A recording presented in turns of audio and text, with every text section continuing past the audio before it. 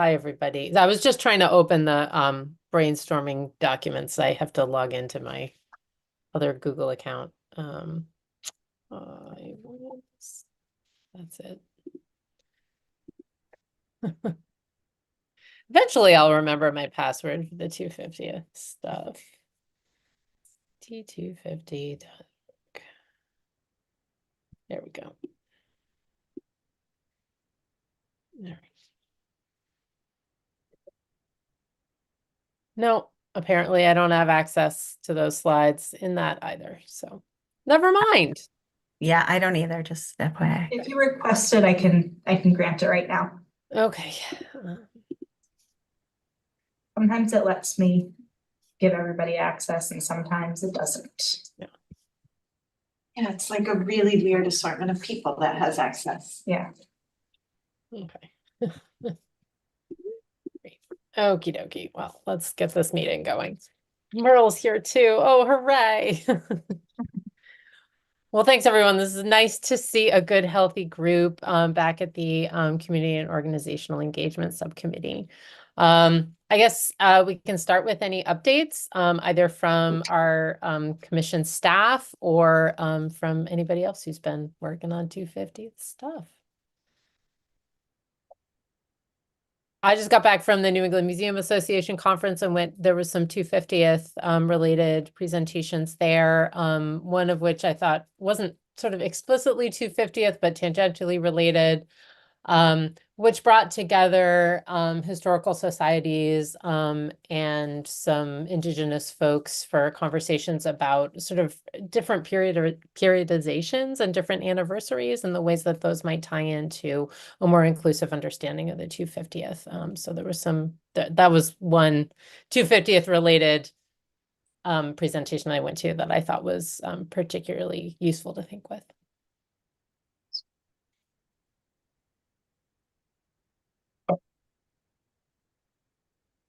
And leaving us. Another meeting. For you from a distance, Jason. Oh, was that Scott? Sorry, everyone's so far away on the CTH screen. I don't even know who I'm looking at. It is me. I am here. I am better. I am in week 4 of not being quite right. I'm so sorry. I will cough. I apologize. Does anyone have any other updates that they want to share with the group? Staff. I was just about to say, I don't think we have a lot of updates Okay. since the commission meeting. Just kind of plugging along. Yeah. I mean, the one update I could give here, Cindy, is that we did have a grant deadline on November 1st where we had 62 grants submitted across planning, implementation, capacity, and quick grants. A number of them made connections to the 250th. So we will have updates to share in the coming months here as these start to make their way through review for additional projects around the state funded with state money through Connecticut Humanities that connect to the 250th. Great, thanks, Scott. Liz? Yeah, I don't know that this is really an update, but whatever. So DCD through SHPO funds the Freedom Trail. And so we're going into our next partnership with the Freedom Trail.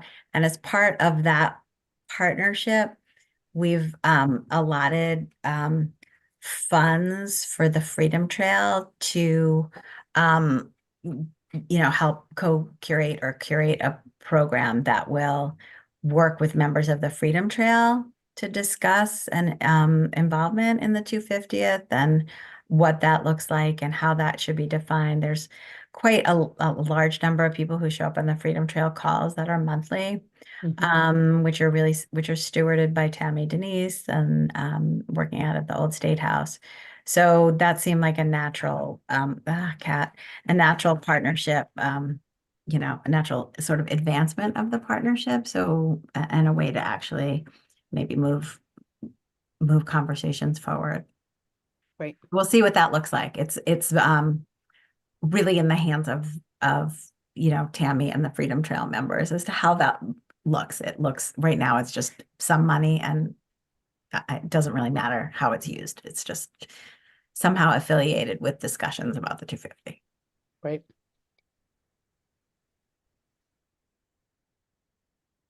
Anybody else updates from your own organizations or things that might relate to engaging the broader community with the 250th? I just have a quick update from the library world.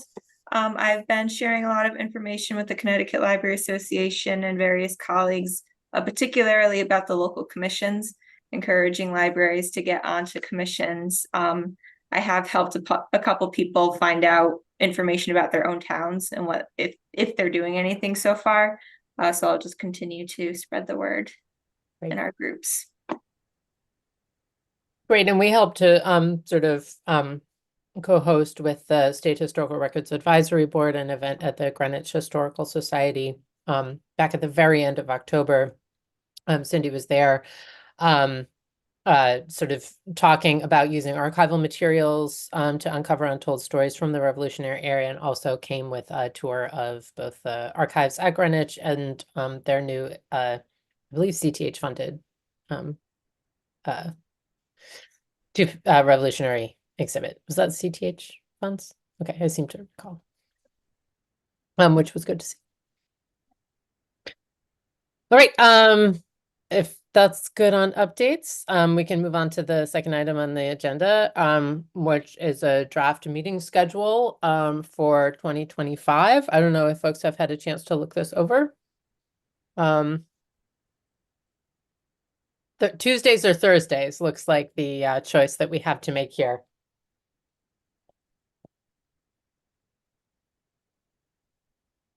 And we've moved to a quarterly. Anybody have any strong opinions one way or the other? Days that work better? Andy, I don't know what your teaching schedule looks like in the I can make the proposed dates. okay. Either Tuesday or Thursday? Oh, There's I had There's checked the there's a proposed. choice Yeah. between Tuesdays. Yeah, or I Thursdays. can make the Thursdays. I can check the Tuesdays. Hold on. But I should be okay. I mean, Thursdays kind of goes back to our old time, just less frequently. But I know that we had some attrition on that time. So I just want to make sure, especially for the folks who haven't been in a meeting in a little while, that Thursday time is still going to work. It looks like these are, we have a choice here. So if anybody has a strong opinion one way or the other. Have Tuesday afternoons or Thursday mornings.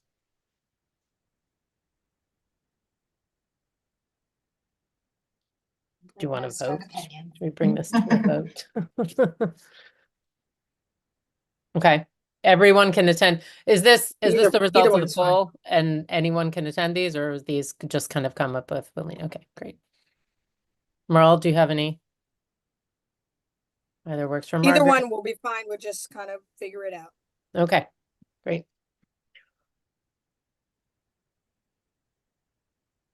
Wonderful. Either one works for me as well. So do we want to vote or do a coin toss or? Does anyone have a preference at all? And this could be like, I just like to keep my Thursdays clear, or which I kind of like to do. Well, that sounds like that you have a Right. preference, so Right. it's fine. It's a very I slight maybe one. have a slight preference for Tuesdays. I don't care, but it doesn't matter.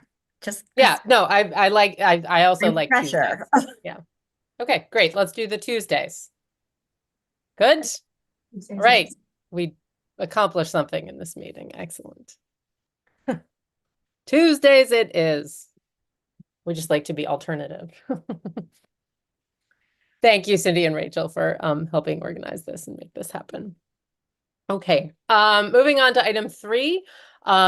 There is a meeting of the, we talked in our last meeting about how the staff at the commission have been convening, are they monthly calls with the local commissions, and having one of the local commissions present a little bit on what they're doing at each of those meetings. So the next meeting is coming up right before Thanksgiving. I think that's the Tuesday, 11/26 is the Tuesday before Thanksgiving. Rachel sent me an invitation. I believe it's in the noon hour. Is that correct? It is, yep. Yeah. So if I am not in a car driving somewhere, I will try and attend that. Because I am curious to see how these have been going and get a little sense of what the conversations are that are happening at the local level. And I'll share that people will chime in when they have a specific question or comment, but it's been a very quiet meeting. I Hmm. get the feeling people are eating lunch. Yeah. And therefore it's a very cameras off, kind of talking to black screen.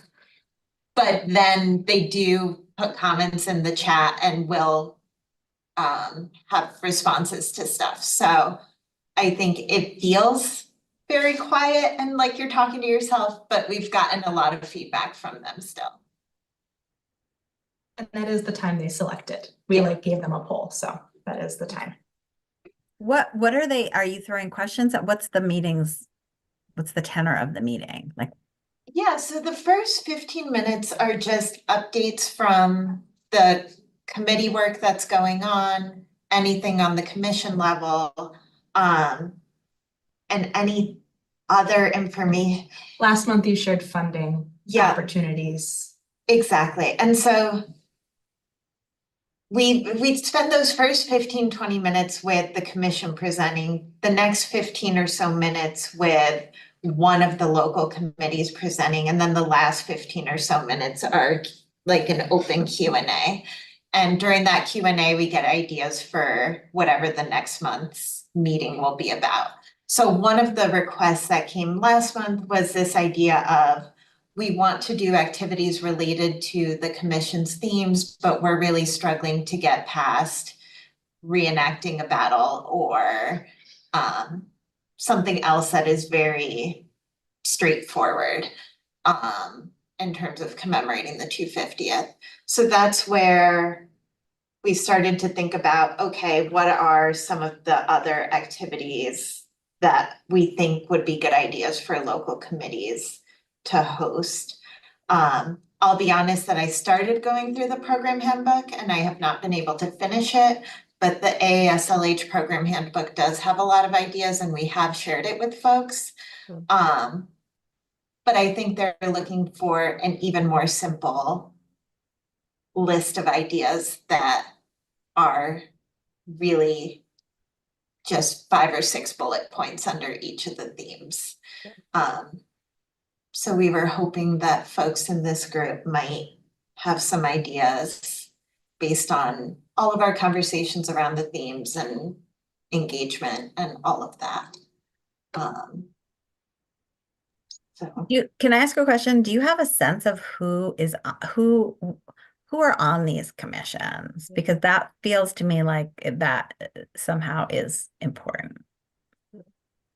So I will say that towns have largely listened to us in terms of getting people from historical societies, from kind of the municipal end of things, like Parks and Rec, economic development, libraries, some folks in the education sphere, not teachers necessarily, but people, I'm not quite sure what exactly the roles are, but not classroom teachers, more like, it's been too long since I've been anywhere near a school, like enrichment activity type coordinator people. So I forget what that role is called. And then the historical societies, some of the arts organizations, performing arts. Those are the ones that come to mind, but I think largely it's a dozen or so people from a bunch of different areas.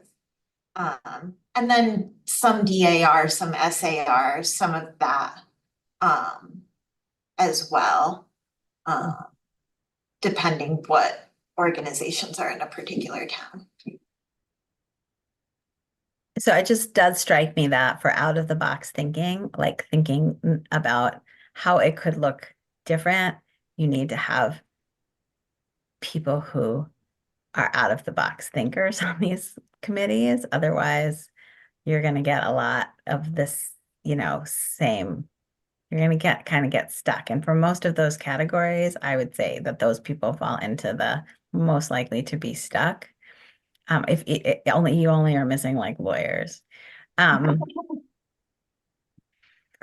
I don't know. I don't know what to do. I'm not proposing, and this is like a no fault. This is just no thinking about how things work.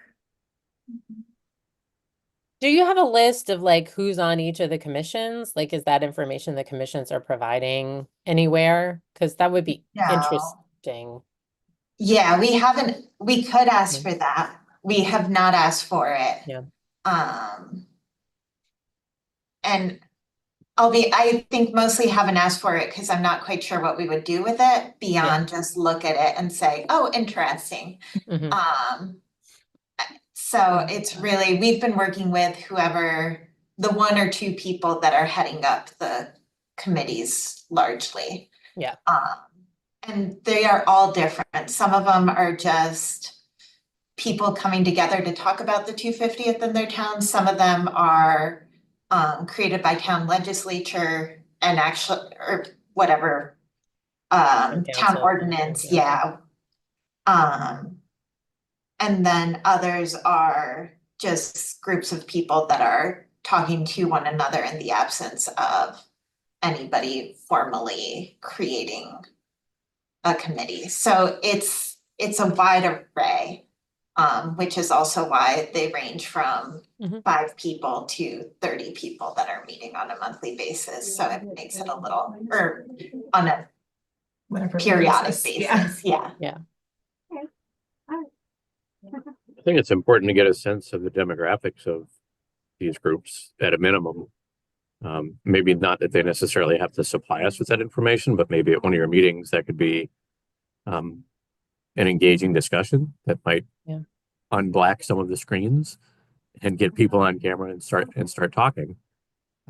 Because we have pushed to make sure that the representation is as diverse as possible, and these groups should have an opportunity to speak to that.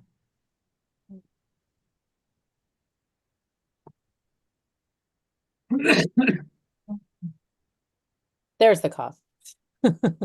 Sorry. No, we were just waiting for it, Scott. It was promised.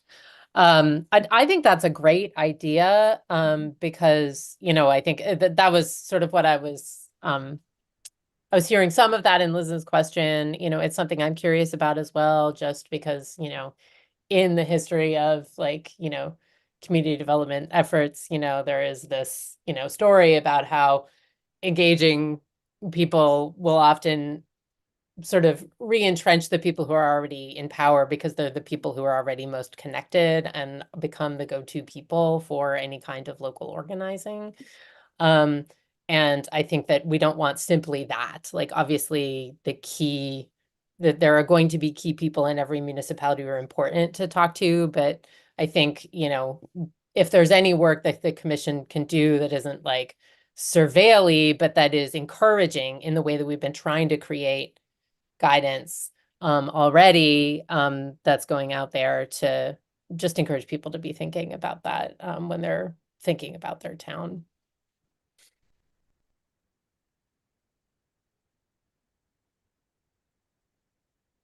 So you're looking for a brainstorm from us about kinds of programming that is outside of the box that will prevent us from just having a bunch of reenactments in every town? Is that our job next?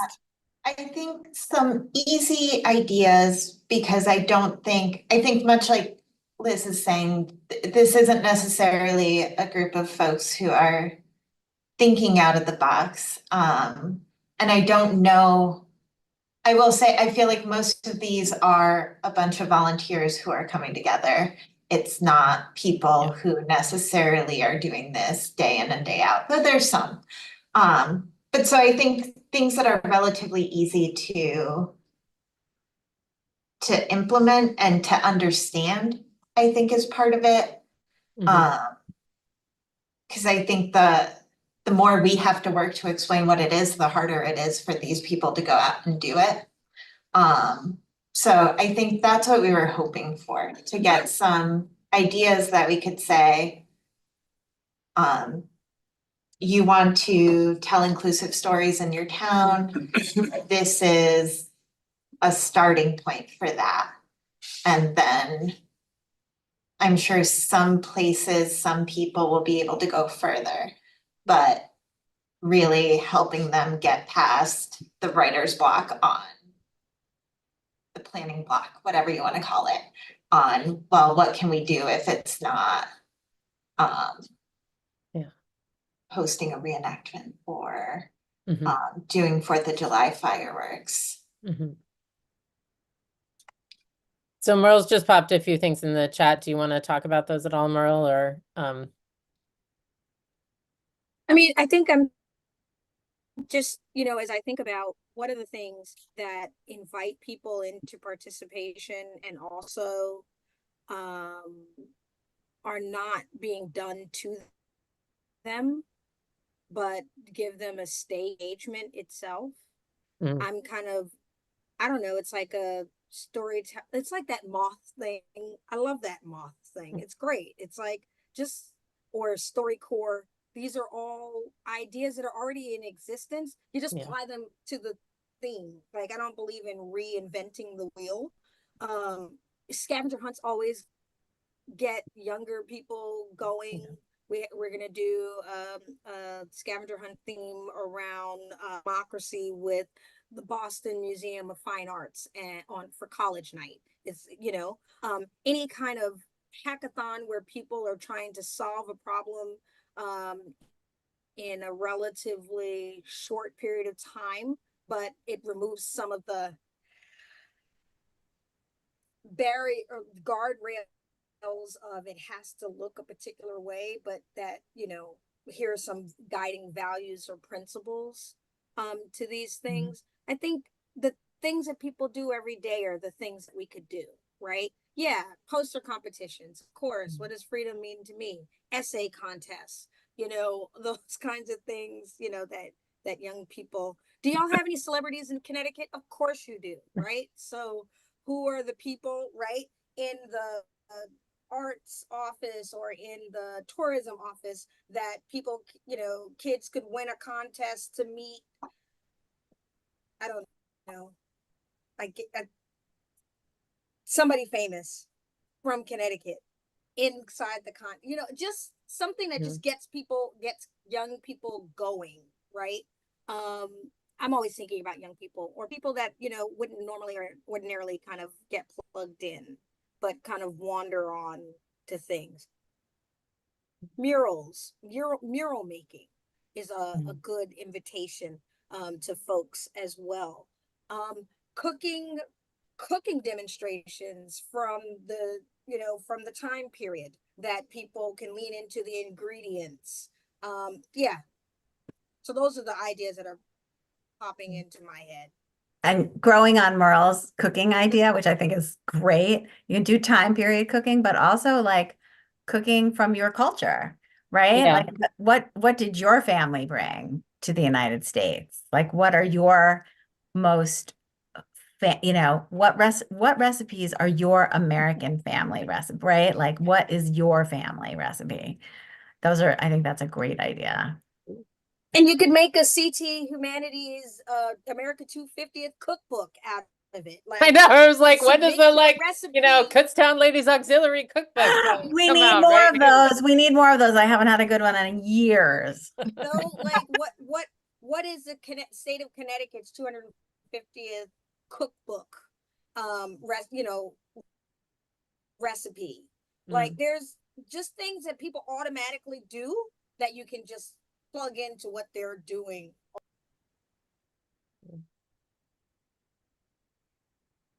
Are there a lot of libraries represented on these commissions? Because I feel like public libraries are just like the perfect place to be doing a lot of this. They're hosting a lot of this program or collaborating on so much of the programming because like they just have a much greater reach in a community than a historical society does usually. So I think of libraries as a really great. And they do great programs. Like public libraries do excellent programs all of the time. I'm not sure. I don't know if the office could say who they have. I'm not sure of any people who are on the commissions, but I really am encouraging that on a monthly basis to our groups here. That's great. Because I do agree with you. They're great meeting points. We hold so much information too. I think most local libraries have some sort of a historic collection. A lot of libraries have good partnerships with their historical societies too, to utilize the resources that both organizations have access to. I think like going back to the interviews, that's a great like intergenerational activity. Yeah. Even just interviews, like kids interview. And I hate oral history, so that's a whole other thing. But like even have kids, like, right? It's like getting to know, right? It's just connecting people, right? Connecting people over stories. Generations. That's I think the thing. And it could be kids interview librarians or kids interview older people about what the town was like in the old days, or it could be old people interview kids about what they want their town to look like in the future. Making it up, like, right? Yeah. Those are low-hanging fruit. I did get to see, and I said I would bring it up today. Actually, I was going to talk to Jason. I don't know. Whoever's in Hartford, have you gotten to see the Hartford history wall in front of the old State House? It's banner. Pictures, but It's not. yeah, it's banners. And so really Sally is the person to talk to about this, but I met with the guy who designed it and did it, and he's really interested in doing that for a couple of the big cities in Connecticut.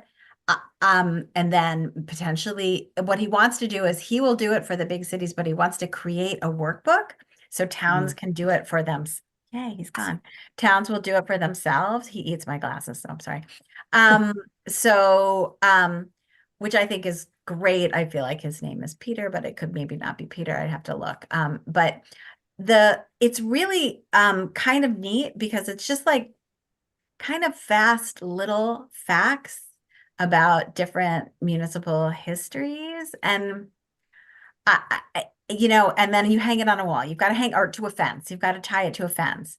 So you could have little, you could have little ones, you can have big ones. There's a cost to making them, right? To actually manufacturing them.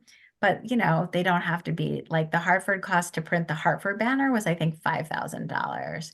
Right. And so, if you had a smaller banner, which many towns would have, it would be significantly less. I don't know, just like things like that, where people begin to see things, right? So if they see it in a prominent place, then all of a sudden, maybe more people could see it again, like depending what the prominent place is in a municipality. In Sharon, it would have been the town hall or the library, right? Everybody would have seen that in the town. So just as a thought to like tease into actual more ideas. Yeah, I think that, that whether you call them like whether they're little one-off StoryCorps type, interview conversations or more extensive oral histories, other things that, I think for the museums and historical societies and libraries that may be stewarding local history collections, expanding the scope of what the collection can tell about this moment in time and about the recent past is like a really important legacy that I think the 250th can bring behind and relates both to the doing history piece. Well, I guess the power of place too, but also, telling inclusive stories. And that could be in a lot of the ways that people have already mentioned, but it's just like, not just doing the interviews, but then like putting them in a repository so that people can refer back to them. Thinking about the stories that haven't been told or that aren't represented in the collections of the repository and, going out and actively doing that collecting and engaging those communities. And I think there's a lot of different ways to do that, but that's certainly some way that that I think would be great. I'm thinking I'm getting into the like cookbook idea. First I was like, we've done the cookbooks, but like, I mean, just think of the cookbook that you would do now as opposed to like whatever the bicentennial cookbook was. It would be a much more interesting cookbook, I would hope. and think. And if you could get the tourism campaign in on that, right? Make it here. Whip it up right here in Connecticut. Right? As long as we have oysters. Right. Do you have to like cook it in a submarine? Or sorry, I came into Connecticut, the home of the submarine, when I was coming back from Newport. I was like, oh, now I see all of these signs. I've been thinking about submarines for something else that I'm writing. So anyway. I think also just for easy stuff, they could put up, a couple of poster boards in the town hall or something, right? Or the library, better, right? I'm a big, Margaret, I totally, libraries 100%, or both places, right? And then just stick a little table with sticky notes and pens, and just like invite people who come into those places to share ideas. And then take pictures of what people put up, like at the end of every day, right? And then share some of the pictures out, right? Because most towns have email lists, and I'm not saying they get to everybody, but at least that's a way to begin to share out information. And maybe what we should tell everybody is to start by having a community forum on what constitutes truth, and see what that looks like across 169 towns. Connecticut Humanities, you should pay for that. Tell each town that you'll give them, whatever, $1,000, $500 to do an open community conversation on what does truth look like. I mean, and that is another, not to be crazy, maybe that's crazy, but in fact, if there is a way, I mean, I like to buy engagement. So I'm going on record as saying that there is something about creating a transactional relationship and taking that transactional relationship and moving it to the next step, right? So to me, it's, if you need to create a transactional relationship in order to develop a real relationship, that's okay. That's fine. That is a strategy. And so maybe it's like the first 50 towns, 100 towns, whatever you want to do, or geographically dispersed towns who tell us that, who send us an idea of what they want to do, or send us an idea for a community conversation, whatever it is, then no questions asked. They get a $500 quick grant to make it happen and see what comes of it.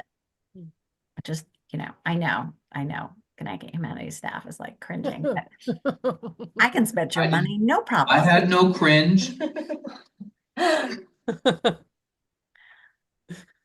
Because they will, we will like jump for carrots, right? Like, this is like, people will do things for a little bit of the carrot. And then you get to kind of see, well, what happens out of that? Just a thought. Yeah.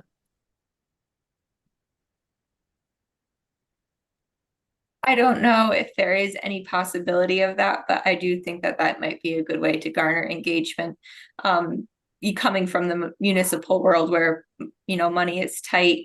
So people might be having these ideas, but it's like, okay, well, how are we going to actually implement this? There is no money for it. And, a little bit can go a long way. We're typically creative when we get to be. Yeah.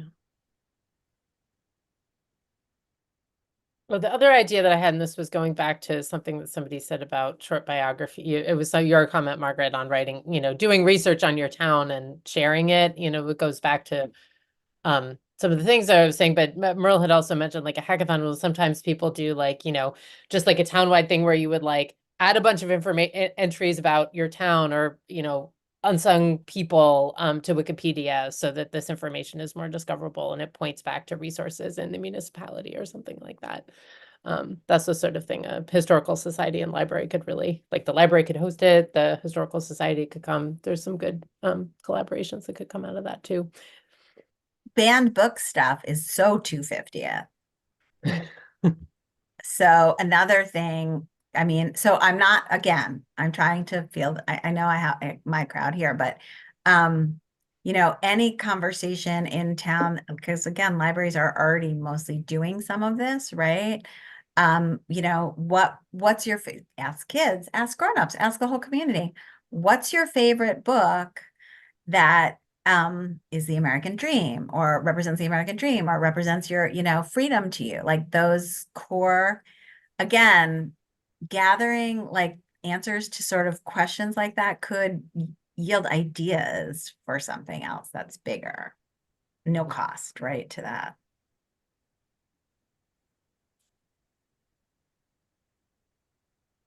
So I will need to double check the deadline, but the Connecticut Library Association's annual conference is in early May this year. We're accepting proposals for Ooh, conference sessions.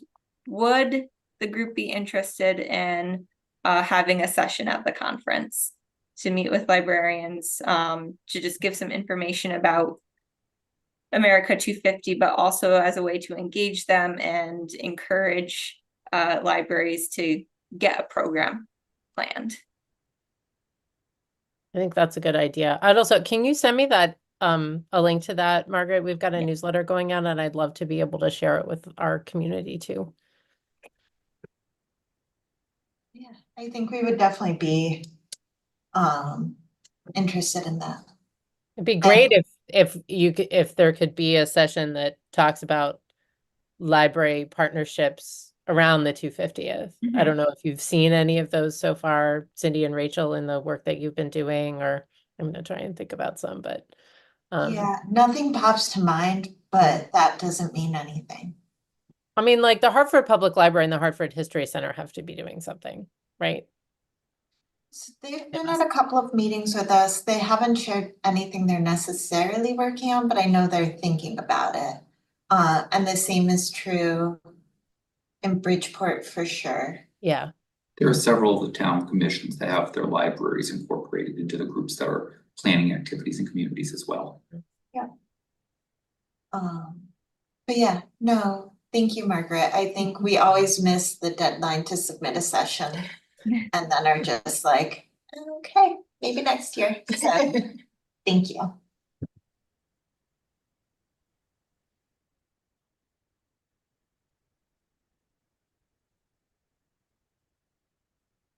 I didn't get everyone's ideas in here, but I'll go. Yeah. I got most of the things people said out loud and then decided it was easier to just go to the chat for other things.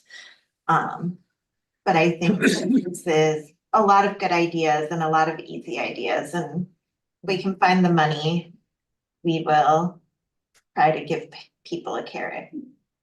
Well, I wonder if there's even something that's really low cost. Like someone had mentioned the like put up some like pieces of paper in your town hall or the library or something like that. I wonder if there's even like a little like kit that you could share out to me that would be even like little things like here are some markers and a thing, you know, even though it's not something that they couldn't buy themselves, there's something nice about we've provided this thing for you. I don't know if there are other, I mean, that was just one, you know, I think there are a lot of other ways that you could apply something like that, but something that is low cost enough that you could, and it feels special because it comes to you in a package and it's like, here's the instructions, do this thing. You know, again, if this is all about even making it simpler than like the programming handbook, it sounds like what we really need to do is make it really easy because a lot of these things are actually in there, right? So I don't know. As we move forward slowly but surely on the statewide exhibit that's going to be at the Museum of Connecticut History with sort of satellite availability for, I mean, it sounds in some ways, Amber's like what you're describing, that Yeah. anyone will be able to get this, you know, ready-made exhibit, but we also are talking about trying to make ways to make it very, like a kit, just like you described, make it very, very easily expandable.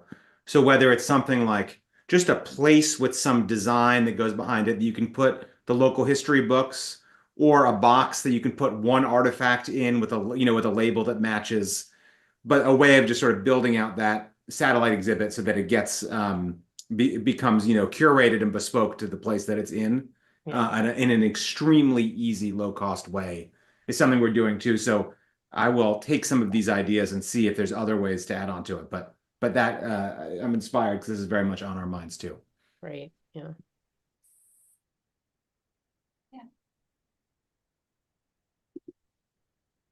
Yeah, it is nice if there could be like, whether it's like a statewide social media tag to like share those, whatever, when what Liz just said in the chat, so that people can see what's happening in their town or in towns across the state. That could be quite cool. This idea of sort of almost real time, like, so you can kind of not really real time, but you could sort of get people used to getting an email on a Friday morning, let's say, or a Monday morning or Monday afternoon that has a picture, even just a photograph of Yeah. ideas from Manchester or Mm. ideas from Bristol and Manchester, right? And send it out. I bet it would be a little odd and, odd enough that maybe people might open and look, because like that's a different way of receiving information potentially.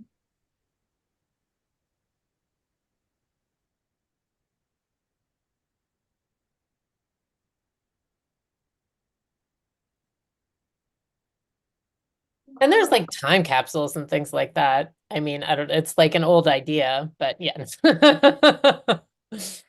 Um, I was at the Connecticut River Museum's like 50th anniversary celebration, and they had done a time capsule, and they had people from the community submit things that they thought would be, and the one woman put in a toothbrush, thinking with some real kinds of interesting rationale, saying like, in 50 years, people aren't going to be using these things anymore. Like it would be some newfangled crazy thing. She wanted to, I think quite rightly, include something of mundane everyday life that might not be something that would be written about in the history books, but I thought it was pretty funny. It was like, no, people have been doing that for a real long time. Yeah, that's nice, Andy. I'm Maybe also thinking about other thing. I don't know. We were thinking about the only problem with the the image being the thing is that not everybody can see the image. But, I wonder if there are go out and have kids do like audio stories, like go out and record the sounds of their town or things like that. Any of that kind of documentary stuff can be really neat, and you can involve young people in too.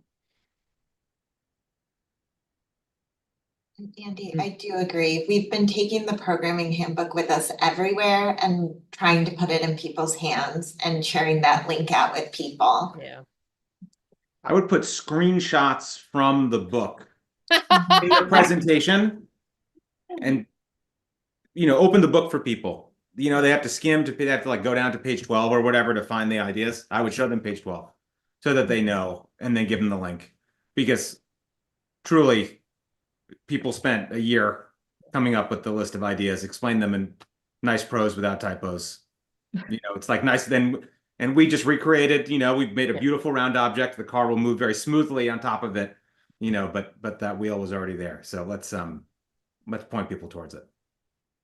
this is crazy and this is maybe very time consuming, but maybe there's a way to not have it be time consuming. Is if people really want hand holding. So my and Amris and Kathy, like pretty much everybody here, we already know that people, even when you make it short and then you make it shorter, they still they still are like, wait, but I don't understand. I didn't see it. Or could you just summarize for me? There's 4 bullet points.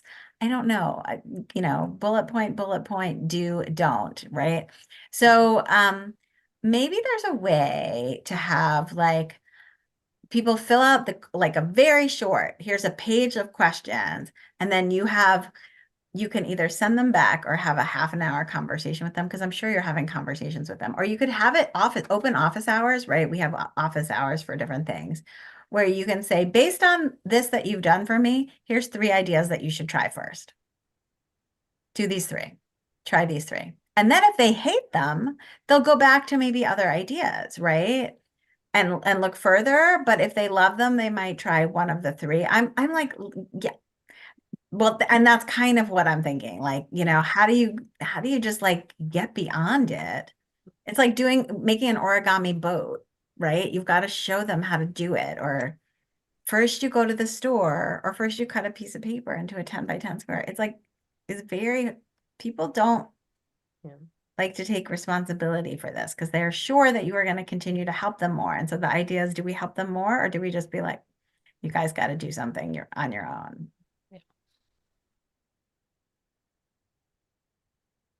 It is all in the programming handbook, pretty much everything we talked about. So, We tried. yeah, well, and well, then it's great. And I think the more it'll like, it's still like new because like a lot of people haven't had it in their hands.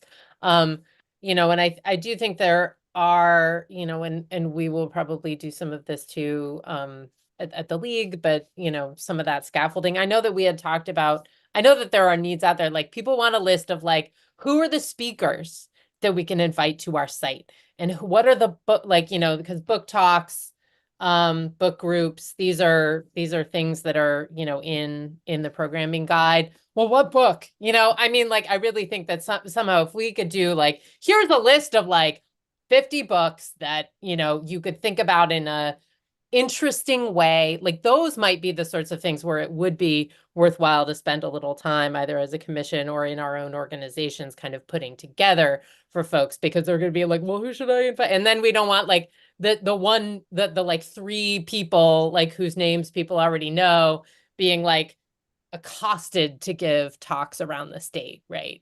And people aren't necessarily going to think about it in a non-obvious way, like, well, who's the scholar of the revolution? Thinking about how we can help people think creatively, I guess, is sort of what I'm saying here. But I I think that's great, Amaris. And to get people to think creatively, maybe you need to be creative about how you present that. So a booklet is great. There's nothing creative about that. And I'll be honest with you, for all of you who are engaged in public engagement, all of those words make sense to you. They don't necessarily make sense to me. So even just the post that Andy put up where it bullets those things out, I'll be honest with you, I don't know what some of that means. I don't know how you make that happen. And, I put in there, in jest, making TikTok videos of ideas, but I actually think it needs to be fed in a way of, we're not just saying, have your kids do an essay. We're saying, hey, why don't you have a competition through your town? And the kids can answer a question like this, and it should be 300 words or less, and it could look like that. I mean, actually breaking apart the ideas and giving real world examples to model. There are, just in praise of the book, there are pull out real world examples in the book to model, with including tips with things like use banners with grommets in them because they're easier to hang. Like, so I'm just saying, by way of agreeing with you, the good people at the ASLH thought of this and have the thing. So I think like, I'm all for us focusing on adding value as a commission and a committee in things that don't already exist. And I think that we should just be really pushing this resource first. And then, if people and making sure that people are aware that we exist as as a follow-up resource. But I just see no need to, because again, like everybody, I mean, me included, we're just saying things that are already there better than we've done it, down to explaining how the mechanism of how the essay contest could work. Which makes me think, Scott, do you know if ASLH is doing a recommended reading list? I assume they will. I'm not sure who's putting together reading lists right now with ASLH is going to come up with history. I'm not sure what ALA is coming up with for the national level or Library of Congress, but I feel confident that at least on a national level, there will be a group or groups that we feel confident in the recommendations that we can piggyback on top of. I do too. I feel quite confident that we will be awash in lists very soon. Oh, good. And that we need not, it's a great suggestion. Great suggestion. We definitely should promote those books. And, libraries can, I'm all for funding to support the libraries acquiring those books and all of that. But I think the amount of effort it would take for us to generate that list is probably, we probably will not outpace the American Library Association, ASLH, or any other organization that's going to put out a list that will be fundamentally similar. And probably better. I think potential speakers, like people who like, and a big and like a creatively thought of list is more locally useful, because these are not organizations that are going to be like able to fly in the authors of, a bunch of books. But we do have a lot of like universities and cultural resources and authors in the state. So, thinking about what that means locally, that's where I think as a commission, we can add value, or as organizations here based in Connecticut. So since Andy doubled down on reading lists, I'm going to double down on what I was saying, which is not all of us are big readers. Yeah. And I'll be honest with you, most of the public who's going to do these things, I can't tell you, and Liz knows, oh, well, if you just put it on our website, or if you just do this, then it was, oh, if we just make videos to tell people, but nobody wants to go through the trouble with that. And so I think to get back to her point of the hand holding, and Liz, I'm sure all of this is in the book. Clearly, I didn't read it in the amount of detail that I should have either. And I just feel like there's something wrong with how things are being communicated then.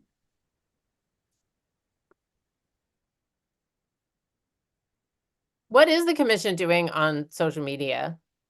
Because I don't really follow social media, so. That's how I get my news.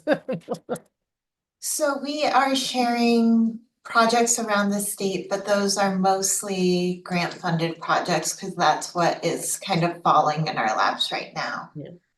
So I think those projects are much bigger than what we can anticipate local organizations or local committees doing. Otherwise, we're also sharing programs and events that are going on around Connecticut and encouraging people to let us know when things are happening. Reminders about things like affiliate deadlines.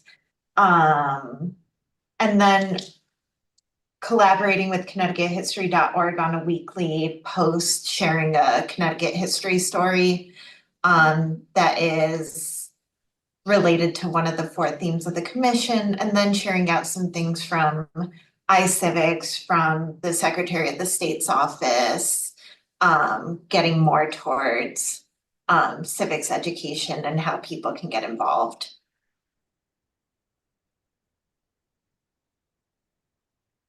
Oh, someone's joining. I'm gonna drop something in the chat. I'm just causing problems. Yeah. Mm.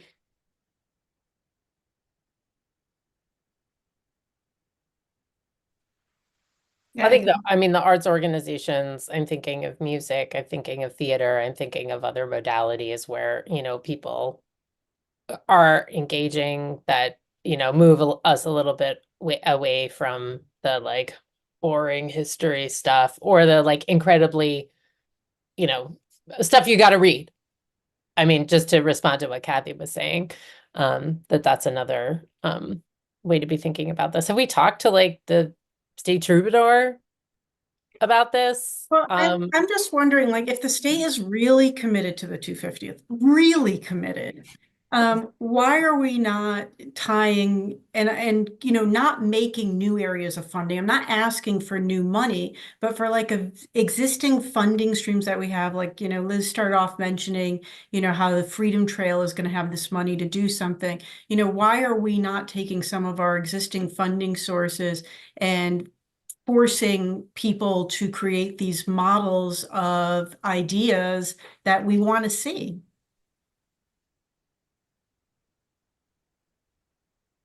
I mean, I can't speak for all the other funders that are out there, but I will say that Connecticut Humanities changed its funding priorities to overarch all of the grants that we fund.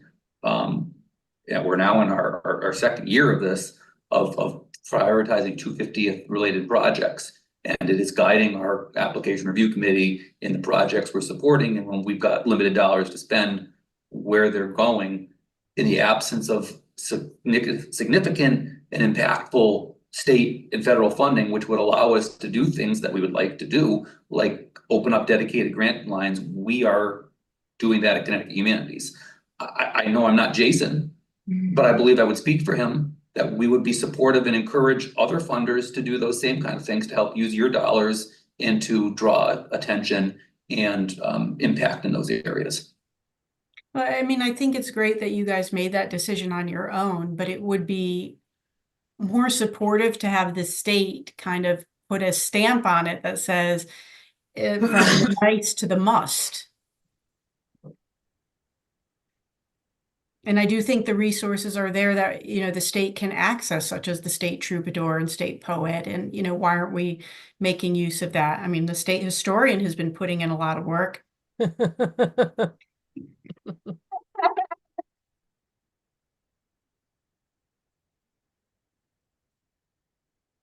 What, Andy, you're telling me the state poet laureate, the state troubadour, and the state historian don't have drinks every month? So just so you know, Burst my bubble. the state poet laureate and the state troubadour come up. There'll be a new one starting really soon. Well, not really soon, but next year. And so July 1st. So those applications are going to be live in the next 2 weeks. I mean, Kathy, I think makes this point very well. And I think that we should, I've said it before, and it's never a popular thing in this meeting exactly, but I do think that we should just remember to match the modesty. We can match the modesty of the state support with the modesty of our expectations. And I don't, it's our job to make the resources we have available to people and to be realistic about what they enable people to do. These easy, low-cost activities are fantastic. If the organization that we're putting a fair amount of time into, trying to excite or interest can't be bothered to open the PDF, at a certain point, I'm going to admit defeat on that one. And I think that we should give ourselves permission to remain excited, engaged, do our best, but also to say, if the state doesn't want to fund ambitious projects and people don't have the energy to open the PDF, we should be realistic about what we're doing here, and not spend much more time than anyone else wants and create things for which they're not audiences. I think that we should be nimble and responsive. And if anyone, I'm sure I speak for all of us, if any of these organizations ask us for more help, any one of us in our capacities, commissioners, as members of the committee at CTH, anyone, they're going to get a ton of help. They're going to get tons of our time and attention, probably much more than they want, because we don't have so many people asking that question. So I think, I think it's incumbent on us to make sure that people know that we are available. That's a very important part of our job, and to really make clear to people that the 250th does not mean that you have to write about does not mean you have to do a museum exhibit about the Revolutionary War. That there's a million other things you can do. And there's this Connecticut, small but mighty Connecticut humanities funding available.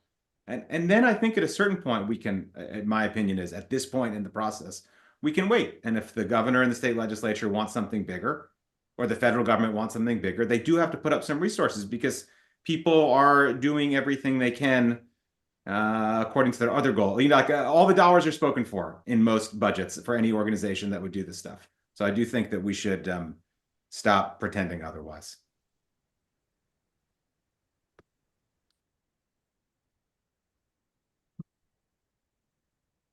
Are we ready to move on to item 4? Yeah? Okay. Yeah, sorry. I forget that it's tiny and you can't see. Okay. Hopefully that's enough for us to move forward with. Cindy, Rachel, I'm still happy to talk about scaffolding for the program handbook kind of program series, which we've already thought about. So and then 2025 goal setting and action plan. Okay, let me see if I can open this document.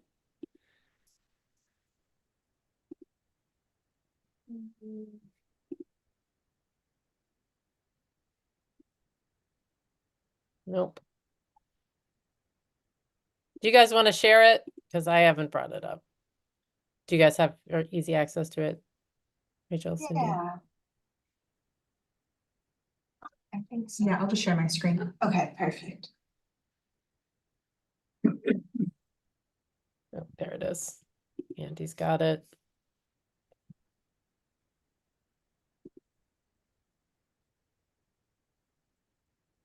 Your screen up? Yeah. Okay. Okay, there it is.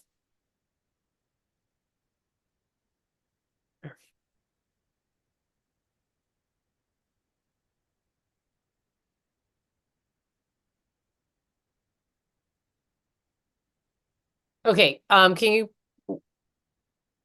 is this part of the report? Can you give us So- some marching orders for this portion of the meeting? Yeah, so this is kind of the summary document that we created and shared at the last commission meeting. Okay. So it was in that packet. It's kind of, it's what we're using as we'll expound more on all of this because the report's usually 4 to 5 pages. Yeah. But this was just a high level summary for the commission members to take a look at. So I think really what we're asking you all, I think the accomplishments for the committee are mostly there. If there's anything missing in terms of things that we feel like we've accomplished, let us know. And then when we go on to page 2, there's an outline of goals for next year. And I think the question is, are these the right items? Oh, that's so much nicer. Sorry. No, you're fine.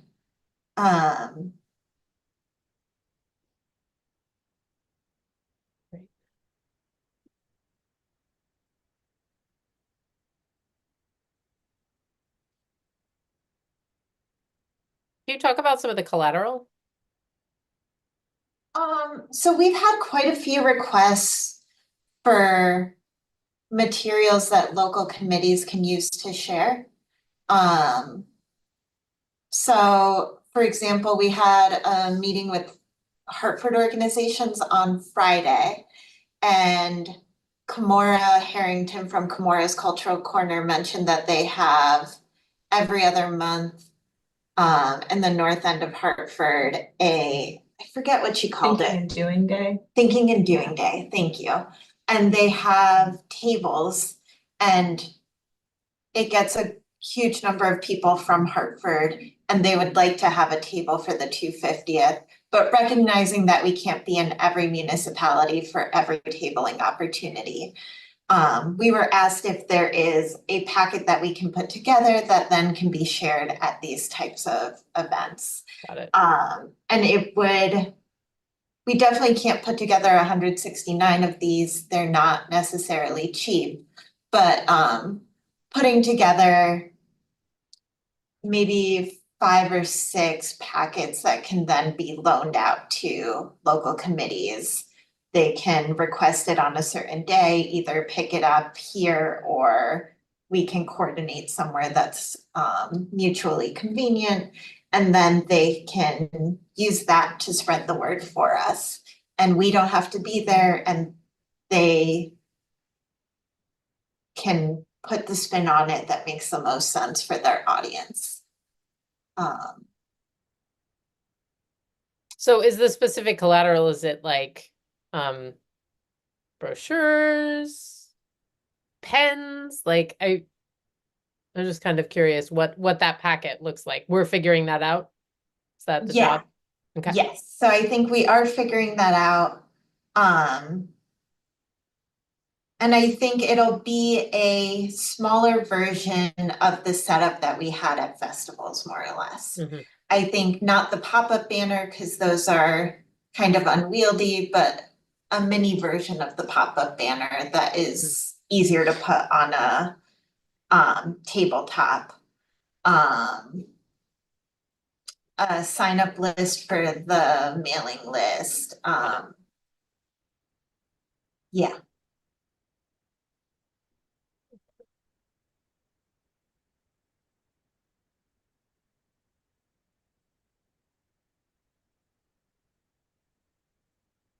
Is there anything that we feel is missing from goals for next? Yeah, go ahead.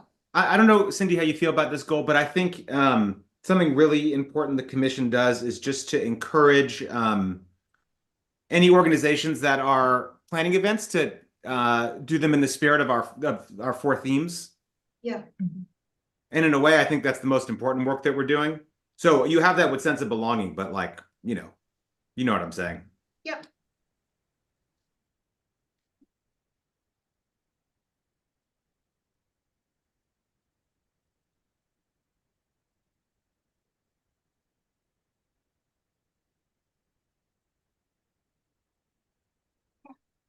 I think if there's no other thoughts, we'll kind of round this out based on thinking about capacity and putting it together with what the other subcommittees have on their lists and figuring out where we can balance stuff out in terms of creating a plan. But we wanted to make sure that these are the right goals, there's not anything big missing. And that it's in line with what we've been working on, talking about, doing, etc. But then if you want to go back to the 2024 accomplishments, I think that's the other area where I just want to make sure that we're not missing anything. So we've done the 5 festivals and have we shared at the commission meeting that word cloud of some of the feedback that we've gotten from people at festivals, a couple of 4th of July events, our site visits and community convenings, and those, I think at this point we've done a couple more since, at least one more. Counting out those local committees, that IDA planning. And I think those are the big things that this group has been working on. But again, if there's anything else, It looks good to me. great. Awesome. So yeah, we'll expand on all of this and run it by everybody one last time before putting it into the final letter to the governor that we send. But this is all very helpful.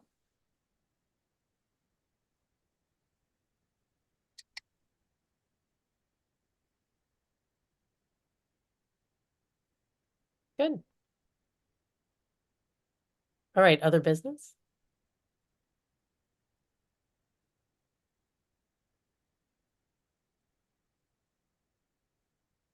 Hearing none. This is good. Thank you so much, Rachel and Cindy, for the work you've done to demonstrate that we have had some accomplishments in 2024. I think that it feels good to see those on paper, and I know that I was especially gratified to see the guide to ensuring your programming is welcoming. I think it's, or whatever its official name on the website is, like out in the wild. When I went to a meeting in Fairfield County, like, and people being like, oh, this is great. Oh, I'm going to use this. So even though sometimes I think we get into these, like, discussions about how there's no money and like, it's hard to do this stuff. The things that we have produced are finding, fertile ground out there. So let's not get discouraged, and keep that enthusiasm. Anything else anybody wants to say? It's nice to see all of you.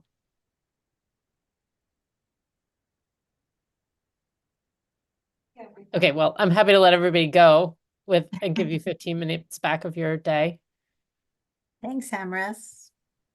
Thanks for being here. Thanks, Rachel and Yeah. Cindy. Well done. For everybody. Enjoy the